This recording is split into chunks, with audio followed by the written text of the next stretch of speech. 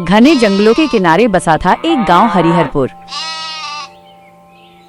इस गांव की पहचान उसकी उपजाऊ धरती से नहीं, बल्कि वहां के लोगों की सरलता और प्रेम से होती थी। गांव के बीचों बीच एक बुजुर्ग किसान रहता था, धर्मेश। वह सीधा, ईमानदार और मेहनती था। उसके 2 पुत्र थे, वरुण बड़ा और अरुण छोटा था। धर्मेश की पत्नी का देहांत तभी हो गया था जब वरुण 10 वर्ष का था और अरुण 5 वर्ष का।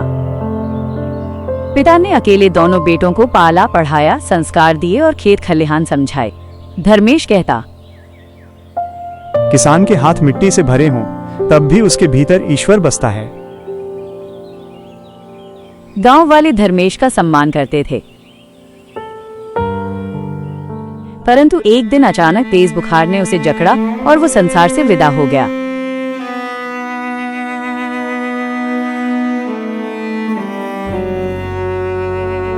गांव के लोग उसके अंतिम संस्कार पर रोते हुए एक ही बात कह रहे थे, धर्मेश जैसा आदमी फिर नहीं मिलेगा।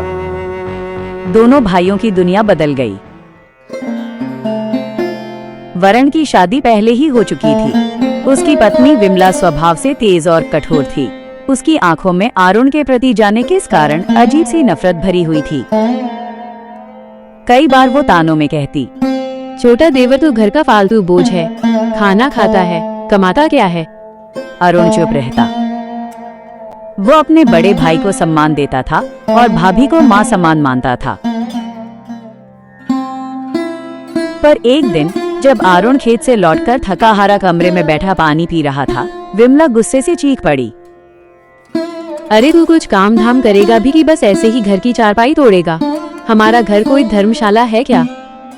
अरुण ने धीमे स्वर में कहा, भाभी मैं तो सुबह से खेत में ही था। कहाँ था, खेत में या किसी के घर पर बैठा गपशप कर रहा था? अरुण के दिल को चोट पहुंची, पर उसने कुछ नहीं कहा।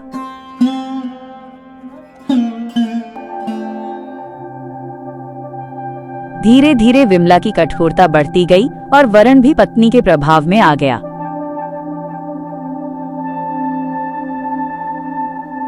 एक शाम विमला ने बात बड़ी चतुराई से उठाई, सुनिए जी, अब छोटे को उसका हिस्सा दे दीजिए। कब तक हमारे साथ रहेगा?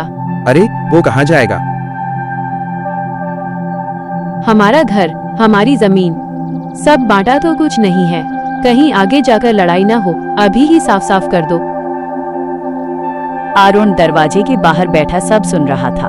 अंततः वरुण ने अपने अंदर के संदेह और पत्नी के दबाव में आकर कहा, ठीक है, कल सुबह हम जमीन का बंटवारा करेंगे। अगले दिन वीरण ने सबसे उपजाऊ खेत स्वयं चुन लिए, जिनमें नहर से पानी आता था, जिनमें कई वर्षों से गेहूं, धान और सरसों लहलहाते रहे थे। और अरुण के हिस्से में दी गांव के बिल्कुल किनारे की पथरीली, ठंडी, बंजर और गांव वालों के अनुसार शापित भूमि। गांव के बुजुर्ग आपस में फुसफुसाते। अरुण ने जब देखा तो उसकी आंखें अवाक रह गईं। धरती काली, चारों ओर सूखे पेड़, बीच में टूटी कुटिया और वातावरण में अजीब सिहरन। उसने दुखी होकर कहा, भैया कम से कम कुछ उपजाऊ भूमि दे देते। यही तेरे हिस्से में आई है, ले या छोड़ दे, हमें कुछ नहीं पता। और क्या चाहिए? रहने को छत है ना? अब जाओ अपने खेत को देखो, ज्यादा सवाल मत पूछो।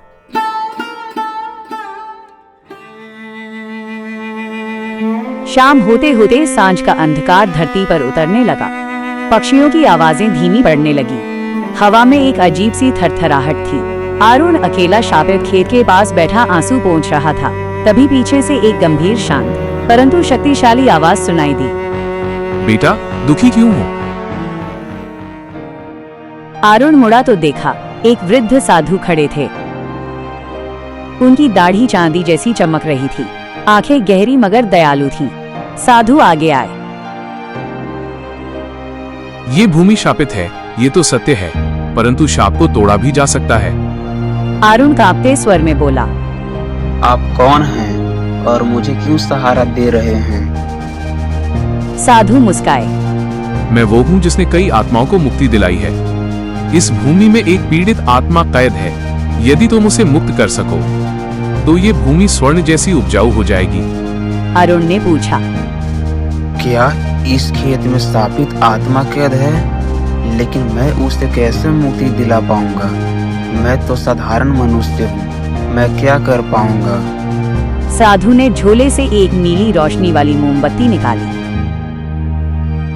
आज रात तृतीय प्रहर में, यानी जब रात गहरी हो जाए और प्रकृति सो जाए, इस दीप को कुटिया के बीचों बीच रखना और जलाना।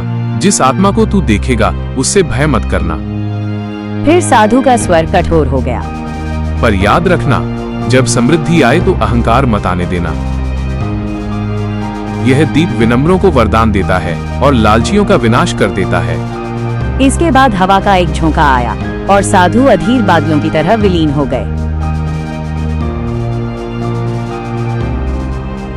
रात के तीसरे पहर का समय। आसमान में चंद्रमा बादलों के पीछे छिप चुका था। गांव पर अंधेरा इतना गहरा था कि भीतर तक उतर जाता। अरुण मोमबत्ती हाथ में लेकर कुटिया में प्रवेश किया। कुटिया का झरोखा हवा से चरमराया, दीवारों से धूल गिरी, मानो सब कुछ किसी प्राचीन घटना को याद कर रहा हो। अरुण ने कांपते हाथों से मोमबत्ती जलाई। जैसे ही लौ उठी, कुटिया में नीली रोशनी फैल गई। हवा ठंडी हो गई। दीवारों में से कराहने की ध्वनियां आने लगी। धीरे धीरे सामने धुएं का बादल जमा हुआ और उसमें से एक स्त्री का आकार उभरने लगा।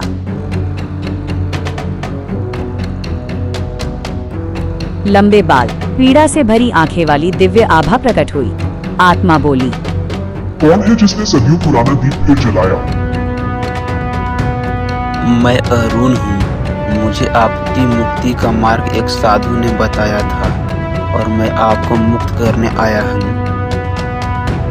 आत्मा की आंखों में आश्चर्य और करुणा दोनों झलक उठे। आत्मा ने कहा, क्या तुम विनम्र हृदय वाले मनुष्य हो?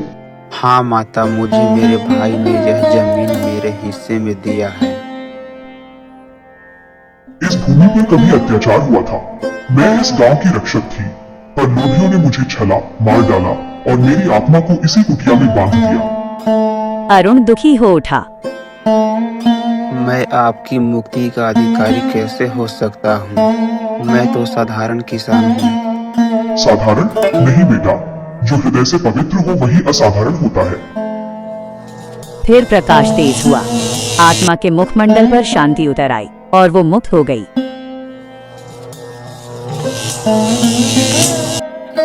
कुटिया कांप उठी। धरती हिली, जैसे सदियों की कैद टूट रही हो। वह रात समाप्त हुई, पर एक नए युग की शुरुआत कर गई।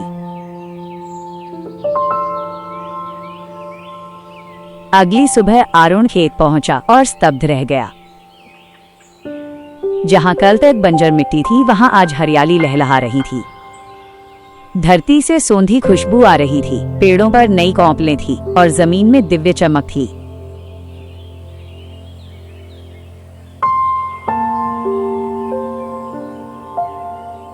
कुछ सप्ताहों में गेहूं सुनहरा हो उठा। धान हवा में लहराने लगा। सरसों सोने की तरह चमक उठी। घर में अनाज के ढेर लग गए। धन संपत्ति आने लगी। अरुण हर किसी की मदद करता। इतना दयालु मनुष्य आज के युग में कहाँ मिलता है, परंतु सफलता देखने वाले सभी के मन समान नहीं होते। वीरन अपने भाई की प्रगति देखकर भीतर ही भीतर जलने लगा।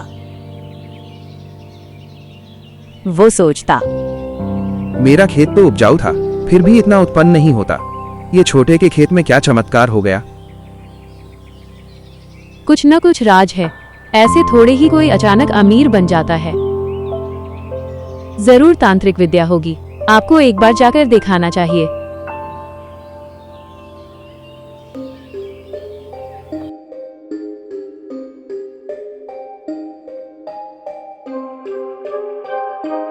एक रात वरण ने झांक कर देखा। अरुण खेत में वही चमकती मोमबत्ती जलाता था। वरण के मन में लालच भड़क उठा। तो यही है उसकी समृद्धि का स्रोत। आधी रात को वो चोरी से मोमबत्ती उठाकर भाग गया।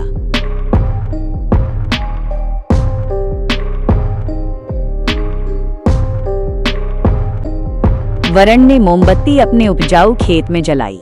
पहले कुछ नहीं हुआ, फिर अचानक हवा उल्टी दिशा में चलने लगी, खेत कांपने लगे, आसमान काला हो गया, एक भयावह ध्वनि गूंजी। वही आत्मा प्रकट हुई, पर आज उसका रूप दयालु नहीं बल्कि क्रोध से दहकता हुआ था। उसने गर्जना की, लालची मनुष्य, यह दीप विनम्रता वालों को वरदान देता है, पर लालचियों के लिए महाश्राप बन जाता है। वरण हाथ जोड़कर बोला, नहीं देवी, मुझे छोड़ दो। तेरे मन में लोभ है, तूने धोखा दिया, तूने अपने भाई का अधिकार छीनना चाहा, इसलिए सब नष्ट होगा। और अगली ही सुबह घर गिर गया, पशुधन मर गया, खेतों में फसल राख बनकर उड़ गई। वरण का सारा धन पत्थर बन गया और वरण भिक्षुक बन गया। जब ये बात गांव में फैली, सबने कहा, अहंकार और लालच मनुष्य का विनाश करते हैं। अरुण को जब पता चला, वह तुरंत भाई के पास पहुंचा। वरण फटे कपड़ों में कंपाते हाथों से भीख मांग रहा था। अरुण ने रोते हुए कहा, भैया, आप मेरे अपने हो और मैंने आपका कभी बुरा नहीं चाहा। वरण फूट फूट कर रोने लगा। मुझे माफ कर दो अरुण, मैंने ईर्ष्या में अंधा होकर सब खो दिया। अरुण ने उसे गले लगाया।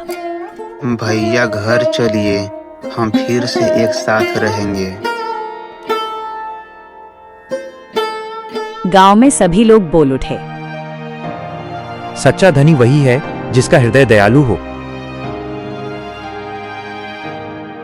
समय बीतता गया और अरुण की समृद्धि और विनम्रता गांव की मिसाल बन गई। और वरण ने भी ईर्ष्या छोड़कर विनम्रता अपनाई और उसकी भाभी को भी अपने किए पर पछतावा था और अब सब मिलकर खुशी से रहने लगे। लेकिन अरुण ने कभी घमंड नहीं किया, ये जानते हुए भी कि उन्हें उसके बड़े भाई और भाभी ने बहुत दुख दिया था। फिर भी उसने हमेशा उन्हें अपना ही समझा। ईर्ष्या मनुष्य को अंधा बना देती है, विनम्रता महानता का मार्ग खोलती है, लालच हमेशा विनाश लाता है, दया और प्रेम ही वास्तविक धन है।